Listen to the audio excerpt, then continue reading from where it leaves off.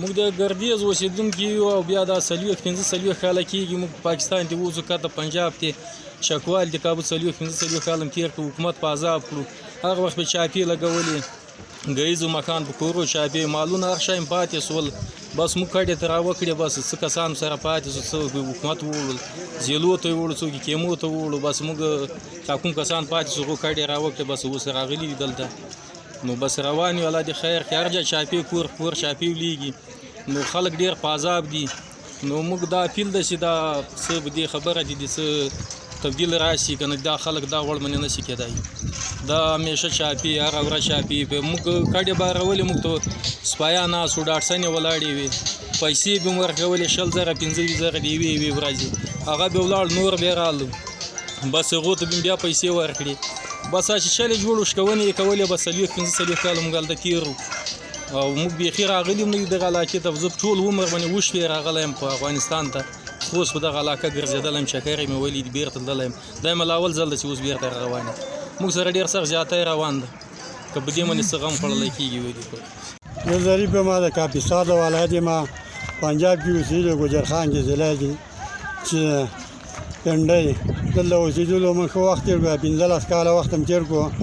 ښه ګزاره هم چلېدله خپل کار بار هم کوو دا اوس چې شو دا تقریبا د اختر نه بعده موږ باندې هر ورځ به چاپې ووهلې موږ به تلو په ځنګلو کې به کېناستېدلو ډېره تنګولو بېګا شپه راغله 2 نفره زموږ جي کړل بوی د تانې دغه لا خوشي کړي مې دي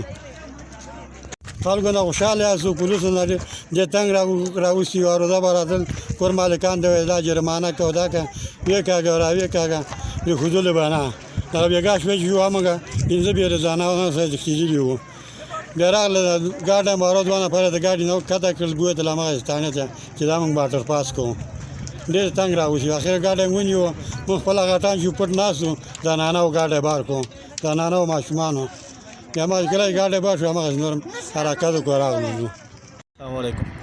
مونږ نوم مې شیرخان دی د افغانستان د کابل اوسېدونکی یم او دلته د پولیس د امره ډېر تنګ کړي یو ځکه چې روزانه چاپې دي دغه په حاجي کیم کې پرون بل پرون او نن هم چمپې دي نو د دې وجې مونږ خپل کاډ انشاءالله بار کو خپل وطن ته د افغانستان ته انشاءالله د رزق وعده الله کړی دی دلته هم الله شته هلته هم شته دلته زما پیدایش شوی دی زما والد صاحب ډېر وړو کې ماشوم راغلی د افغانستان نه دلته د دغه د عوام ډېر ښه دي خو صرف د پولیس د وجې یا د حکومت د وجې ډېر ستونزې وي نو د دې ستونزې د وجې مونږ انشاءالله کوشش هم وکړو او اراده هم وکړو چې وطن ته لاړ شو وطن کې به انشاءالله آرام ژوند وکړو ځکه اوس هلته امنیت هم شته مخکې به زمونږ باندې دا وي چې هلته امنیت نشته اوس الحمدلله امنیت هم شته هر څه موجود دي